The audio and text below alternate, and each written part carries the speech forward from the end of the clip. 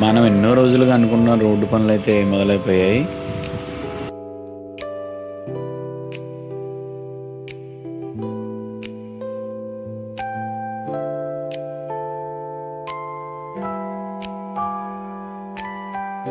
పేటలన్నిటికి ఇదే దారి కావడం వల్ల లారీలు కూడా ఎక్కువగా తిరగడం వల్ల ఏంటంటే ఈ రోడ్లు మొత్తం చాలా దారుణంగా తయారయ్యాయి.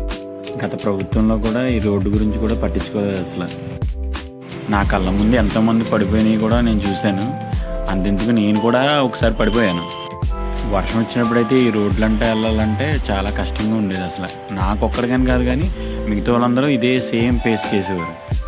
మనం ఓట్లేసి గెలిపించామంటే అడగడానికి మనకు మొహమాటం ఏంటో నాకు అర్థం కాదు. ఎందుకంటే ఎవరొకరు అడగాలి కదా.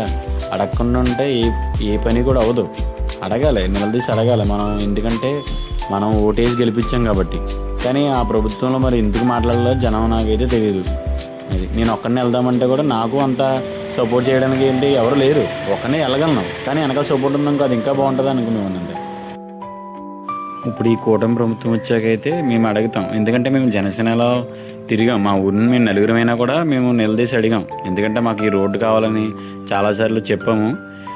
అదైతే ఇప్పుడు జరిగింది. ఎందుకంటే మీరు ఆల్రెడీ నేను నా మాటలు కాదు కానీ మీరు చూడండి, పనులు అయితే మీరు ఇదే రోడ్లు వెళ్తున్నారు కాబట్టి చూడండి, పనులు కూడా ఎంత శరవేగంగా జరుగుతున్నాయో చూడండి.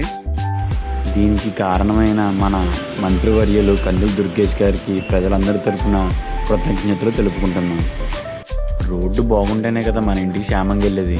రాజకీయం అంటే జనానికి డబ్బులు చేయడం కాదు కదా, వాళ్ళ సమస్యను పరిష్కరించాలి. అప్పుడే కదా ప్రజా సమస్యలు తీరుస్తామంటే దేనికంటారు? ఇలాంటి చిన్న చిన్న ప్రాబ్లమ్స్ వల్ల. రాజకీయం అంటే ఇంట్లో కూర్చుని పనులు చేయించడం కాదు కదా, ప్రజల్లోకి వచ్చి ప్రజల సమస్యలు ఏంటో తెలుసుకుని అప్పుడు చేయడమే దాన్నే రాజకీయం అంటారు. టైంలో సచివాళ్ళు అన్నారు మీరున్నది జనసేన పార్టీకి నలుగురే కదా అన్నారు. ఆ నలుగురే ఇప్పుడు ఈ రోడ్డు ఎంత కూడా కారణమయ్యారు. అది గుర్తుపెట్టుకోండి. ఎవరు ఎక్కడున్నా మేము